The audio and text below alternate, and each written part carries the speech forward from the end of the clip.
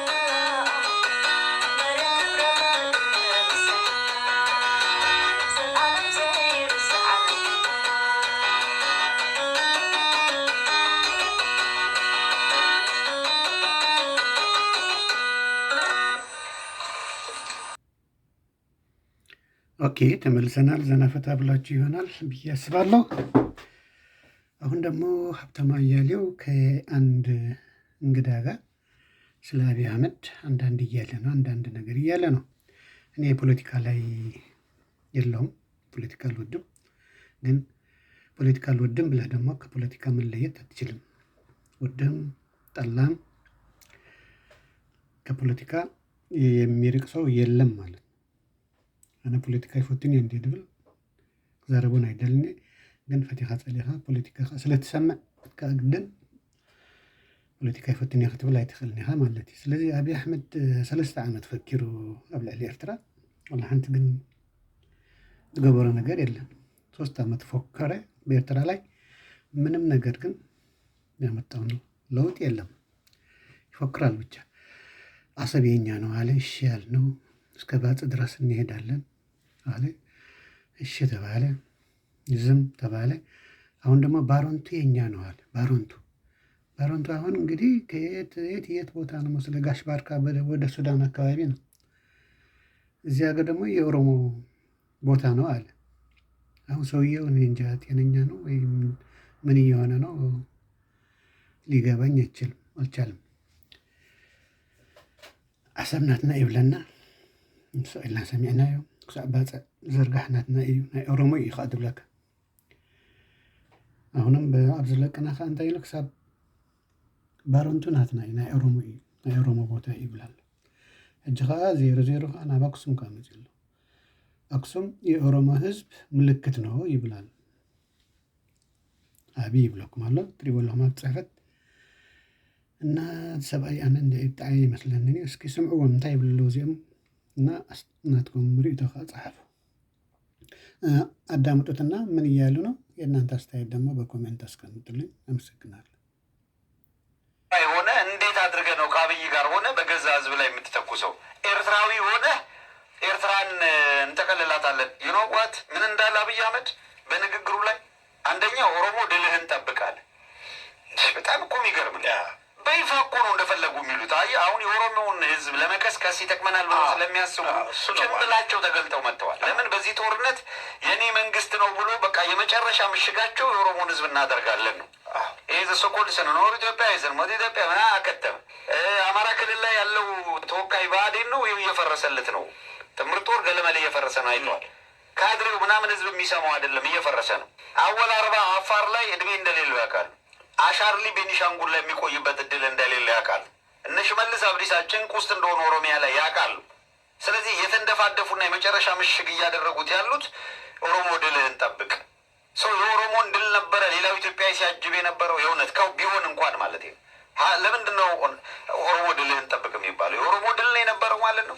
ሲነግሩን የነበረው ኢትዮጵያ ድል እያሉ ስለነበረ ይሄ ብቻ አይደለም። የኦሮሞ ህዝቦ ያለና ምን አለ?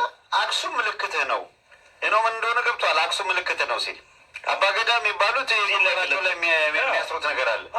የአክሱም ሐውልት እንደዚህ አይነት ቅርጽ ያለው ስለዚህ የኛ ነው። ኧረ በመድኃኒዓለም እያንዳንዱን ቀበሌ አሰልፎ በቀልድ እንደተባለው ቀበሌ አሰልፎ ሊሸልቱት ነው። ይህን ምልክት ባዩበት ሁላ የእኛ ነው ወደሚል ከተሄደ